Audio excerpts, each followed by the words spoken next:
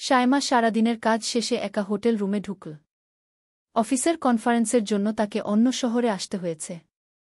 রাত গভীর, জানালা দিয়ে বাতাস ঢুকছে, চারপাশে অদ্ভুত নিস্তব্ধতা। সে শাওয়ার নিয়ে বেরিয়ে আসতেই হঠাৎ দরজায় নক শোনা গেল। বুক ধরফর করতে লাগল, এই সময় কে আসতে পারে? শায়মা ধীরে দরজা খুল। সামনে দাঁড়িয়ে রাহুল, অফিসের সহকর্মী, যার সাথে সারাদিন চোকাচোকি হলেও মনের কথা কেউ বলতে পারেনি। রাহুল নিচু গলায় বলল, রাতটা একা কাটাতে পারবে? শায়মা কেঁপে উঠল। মানে? যদি কেউ দেখে ফেলে? রাহুল ভেতরে ঢুকে দরজা বন্ধ করে দিল। তার চোখে ছিল তীব্র আকাঙ্ক্ষা। দেখুক, আজ আমি আর আটকাতে পারছি না। হোটেল রুমের নীরবতায় শুরু হল এক বেপরোয়া টান। শরীরের প্রতিটি স্পর্শ যেন আগুন ছড়িয়ে দিচ্ছিল। বাইরে দূরের শহর ঘুমাচ্ছিল, কিন্তু ভেতরে তাদের মধ্যে জেগে উঠছিল এক অদম্য নেশা। শায়মা অনুভব করল, প্রতিটি মুহূর্তে ভয় আর কামনা একসাথে মিশে যাচ্ছে। যদি কেউ দরজায় কড়া নাড়ে? যদি পাশের রুমের কেউ শুনে ফেলে? কিন্তু সেই ভয় যেন উত্তেজনাকে আরও বাড়িয়ে দিল। রাহুল তার কানে ফিসফিস করে বলল, আজ রাতে আমরা নিজেদের সীমা ভেঙে দেবগু। শায়মার শ্বাস কেঁপে উঠল। সে জানত ফেরার পথ আর নেই। হোটেল রুমের আলো হালকা কম ছিল। জানালার পর্দা উড়ে যাচ্ছিল বাতাসে। শায়মা দাঁড়িয়ে ছিল রাহুলের সামনে, বুক কাঁপছিল। সে বুঝতে পারছিল, আজকের রাত অন্যরকম, একেবারে নিষিদ্ধ আর বেপরোয়া। রাহুল তার হাত ধরে ফিসফিস করে বলল, আমি জানি তুমি ভয় পাচ্ছ, কিন্তু বিশ্বাস করো, আমি এই মুহূর্তটা অনেকদিন ধরে চাইছিলাম গো। শায়মা চোখ নামিয়ে বলল, কেউ যদি জানতে পারে? রাহুল তার থুতনিটা উঁচু করে দিল। ভয়টা ভুলে যাও শায়মা। আজ রাতে শুধু তুমি আর আমি। তারপর শুরু হল আগুনের খেলা। প্রতিটি ছোঁয়ায় শরীরের ভেতরে উত্তেজনা ছড়িয়ে পড়ছিল। বাইরে করিডোরে কারো হেঁটে যাওয়ার শব্দ শোনা গেলেও তারা থামল না। বরং সেই ভয় তাদের আরও কাছাকাছি নিয়ে এল। শায়মার চোখ বন্ধ হয়ে গেল। তার কানে শুধু রাহুলের কণ্ঠস্বর, আজ আমি তোমাকে আমার করে নেবগু। ঘড়ির কাঁটা একটার পর দুইটা পেরোল। রুমে শুধু শ্বাসের শব্দ আর অদ্ভুত নেশা ভরা উন্মাদনা চলছিল। প্রতিটি মুহূর্তে তারা নিজেদের সীমা ভাঙছিল, নতুন করে আবিষ্কার করছিল একে অপরকে। ভোরের আলো ঢুকতেই শায়মা ক্লান্ত হয়ে রাহুলের বুকে শুয়েছিল। তার চোখে ভয় নেই, বরং এক অদ্ভুত সুখ আর রোমাঞ্চের ঝলক। সে ফিসফিস করে বলল, আমরা কি খুব বড় ভুল করে ফেললাম? রাহুল হেসে তার কপালে চুমু দিল। ভুল নয়, এটা আমাদের শুরু। ও সেদিন হোটেলের রাতের পর থেকে শায়মা আর রাহুল যেন পাগল হয়ে উঠল। অফিসে কাজের ভান করে তারা একে অপরকে চোখের ইশারায় ডাকত। চায়ের টেবিলে হালকা স্পর্শ, কনফারেন্স রুমে ফাইল নেওয়ার অজুহাতে হাত ধরা, সবকিছুতে জমে উঠত এক অদ্ভুত উত্তেজনা। কিন্তু তারা জানত অফিসে ধরা পড়া যাবে না। তাই পরিকল্পনা শুরু হল।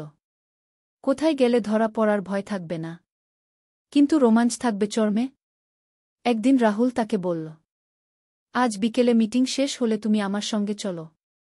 আমি এমন জায়গায় নিয়ে যাব যেখানে আমরা একেবারে বেপরোয়া হতে পারব।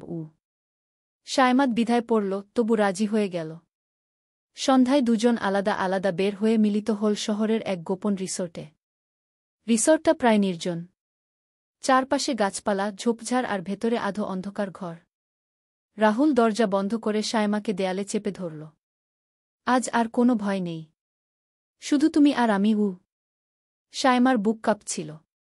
রাহুল, যদি কেউ হঠাৎ ঢুকে পড়ে?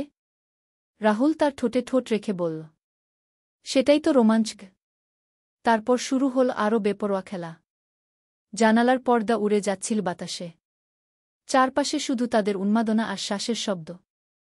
প্রতিটি মুহূর্তে শায়মা অনুভব করছিল, ভয় আর কামনা একসাথে মিশে গিয়ে শরীরকে আরও বশীভূত করে ফেলছে। ঠিক তখনই বাইরে কুকুরের ঘেউ ঘেউ আর মানুষের পায়ের শব্দ শোনা গেল। কেউ যেন রিসোর্টের কাছে ঘুরছিল। শায়মা আতকে উঠে রাহুলকে আঁকড়ে ধরল। আমরা ধরা পড়ে যাব।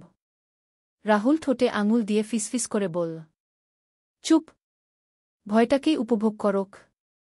আর সেই মুহূর্তেই তাদের উন্মাদনা আরও চরমে পৌঁছাল। হোটেলের রাত আর রিসোর্টের অভিজ্ঞতার পর শায়মা আর রাহুল যেন ভয়কেও খেলা বানিয়ে ফেল। এখন তারা শুধু একে অপরকে চাওয়াই নয়, চাইত নতুন জায়গা, নতুন পরিস্থিতি, নতুন রোমাঞ্চ। একদিন রাহুল হঠাৎ প্রস্তাব দিল, আজ আমরা কোথাও রুম নেব না, কোথাও লুকাব না। আজকের রাতটা হবে একেবারে অন্যরকম গে। সায়মা অবাক হয়ে তাকাল। মানে? রাহুল হাসল, চোখে রহস্যের ঝিলিক। আজ আমরা অফিসেই থেকে যাব। সেদিন রাতে অফিসে অতিরিক্ত কাজের অজুহাতে তারা দুজনই থেকে গেল। সবাই চলে যাওয়ার পর পুরো বিল্ডিং ফাঁকা হয়ে গেল। শুধু লিফটের শব্দ আর দূরের আলো টিমটিম করছিল। রাহুল দরজা বন্ধ করে সায়মাকে মিটিং রুমে নিয়ে গেল। আজকের রোমাঞ্চ অন্যরকম হবে সায়মা। অফিসের টেবিল, চেয়ার, প্রজেক্টরের আলো সবই হবে আমাদের খেলার অংশও। সায়মার শরীর শিউরে উঠল। রাহুল, এটা পাগলামি। সিসি ক্যামেরা থাকলে? রাহুল মুচকি হেসে বলল, আমি সব বন্ধ করে দিয়েছি। আজ রাত শুধু আমাদের। মিটিং রুমের আলো নিভে গেল, শুধু প্রজেক্টরের হালকা আলোয় তাদের ছায়া ফুটে উঠল দেয়ালে। সেই অন্ধকারে শুরু হল বেপরোয়া খেলা। প্রতিটি মুহূর্তে সায়মা অনুভব করছিল সে যেন নিজের সীমা ভেঙে যাচ্ছে। হঠাৎ করিডোরে লিফটের শব্দ শোনা গেল। কারো আসার সম্ভাবনা। সায়মা আতঙ্কে ফিসফিস করে উঠল, রাহুল, আমরা শেষ হয়ে যাব। কিন্তু রাহুল তার ঠোঁট দখল করে বলল, যত বড় ভয় তত বড় রোমাঞ্চ। একদিন রাহুল হঠাৎ বলল, আজ আমাদের খেলাটা অফিস বা হোটেল নয়, অন্য জায়গায় হবে। আমি চাই তুমি ভয় পেয়েও আমার কাছে হার মানো গো। সায়মার বুক ধরফর করে উঠল। কোথায়? রাহুল মুচকি হেসে বলল, শপিং মল। সেদিন সন্ধ্যায় তারা আলাদা আলাদা ঢুকল শহরের সবচেয়ে ভিড় করা শপিং মলে। চারদিকে মানুষের ভিড়, আলো ঝলমল, দোকানপাট খোলা, একেবারেই অসম্ভব জায়গা। রাহুল ফিসফিস করে বলল, চলো ট্রায়াল রুমে যাই। সায়মা ভয়ে কাঁপতে কাঁপতে মাথা নাড়ল। না, কেউ বুঝে ফেলবে। রাহুল তার কানে ফিসফিস করে বলল, সেটাই তো রোমাঞ্চ। তারা ঢুকে পড়ল এক বুটিকের ট্রায়াল রুমে। বাইরে বিক্রেতারা ঘুরছে, ভেতরে কাপড়ের হ্যাঙ্গার টাঙানো, আর দরজার পাতলা ফাঁক দিয়ে আলো ঢুকছে। সেই ছোট্ট জায়গায় রাহুল সায়মাকে দেয়ালে চেপে ধরল। সায়মা শ্বাস বন্ধ করে ফেল। যদি কেউ দরজায় নক করে? যদি দোকানদার সন্দেহ করে? কিন্তু সেই ভয় যেন তাদের উন্মাদনাকে আরও বাড়িয়ে দিল। সায়মা অনুভব করল তার শরীরের প্রতিটি স্নায়ু উত্তেজনায় কাঁপছে। বাইরে দোকানদারের কণ্ঠ শোনা যাচ্ছিল, ম্যাডাম, সাইজ কেমন লাগছে? সায়মা আতঙ্কে চিৎকার করতে যাচ্ছিল, কিন্তু রাহুল তার ঠোঁটে হাত রেখে ফিসফিস করে বলল, চুপ, না হলে সব ফাঁস হয়ে যাবে। আর সেই মুহূর্তেই তাদের খেলা আরও বেপরোয়া হয়ে উঠল। রাহুল একদিন ফিসফিস করে বলল, শোনো, এবার আমাদের খেলা হবে এমন জায়গায় যেখানে প্রতিটা শব্দ, প্রতিটা নিঃশ্বাসই বিপদ ডেকে আনতে পারে। কি?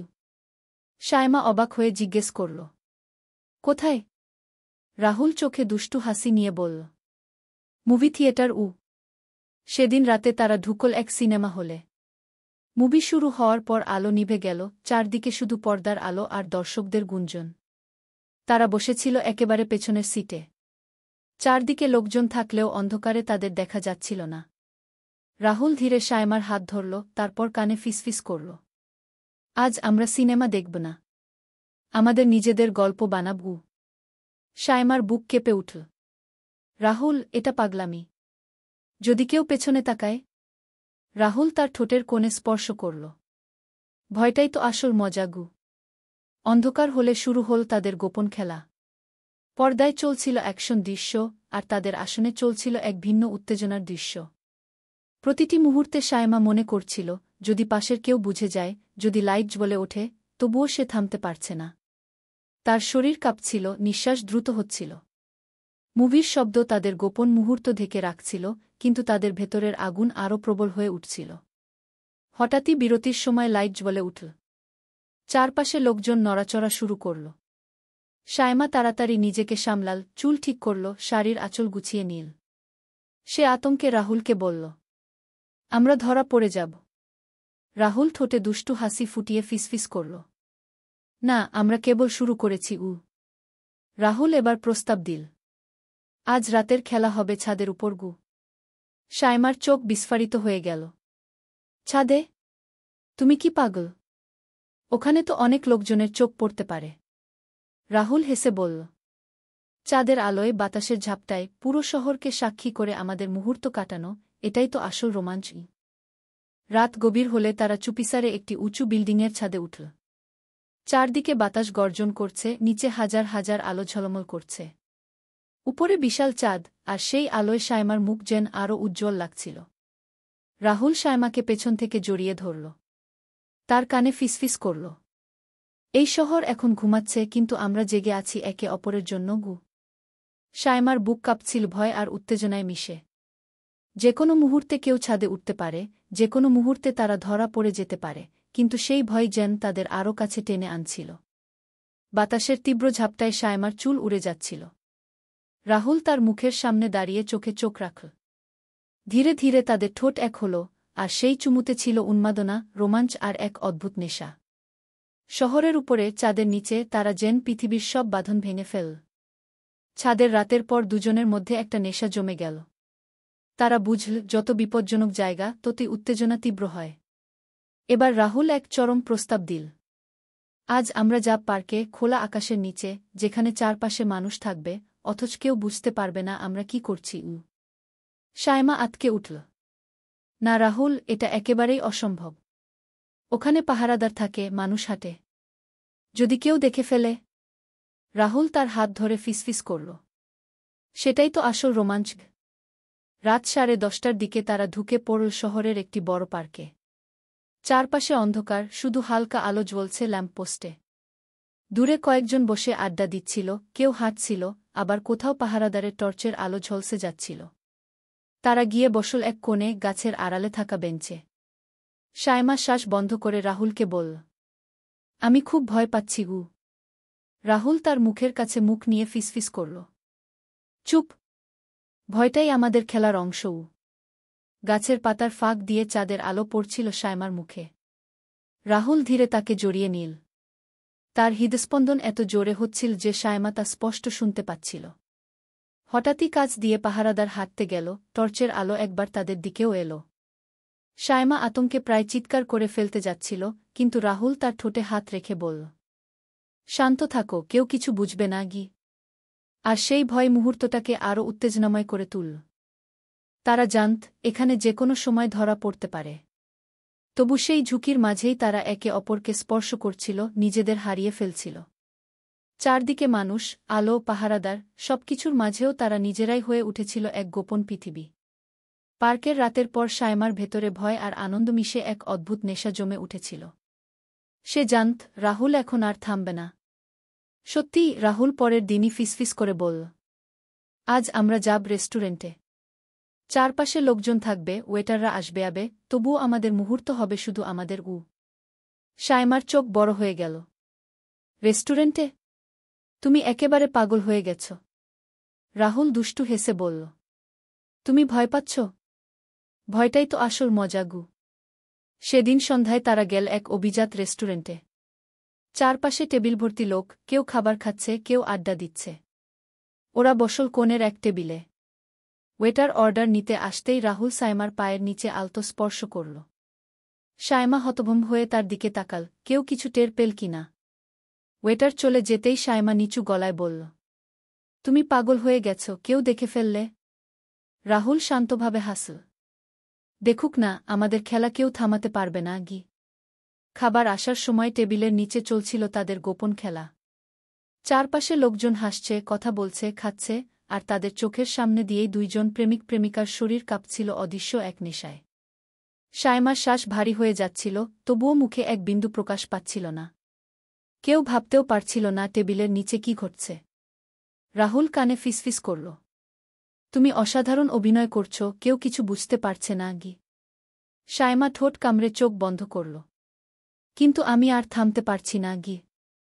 চারদিকে আলো, কোলাহল, মানুষের হাসি, সব মিলিয়ে রেস্টুরেন্ট হয়ে উঠেছিল সবচেয়ে অসাধারণ ও বিপজ্জনক মঞ্চ। আর সেই ভিড়ভাট্টার মাঝেও তাদের গোপন মুহূর্ত ছিল শুধু তাদের দুজনের।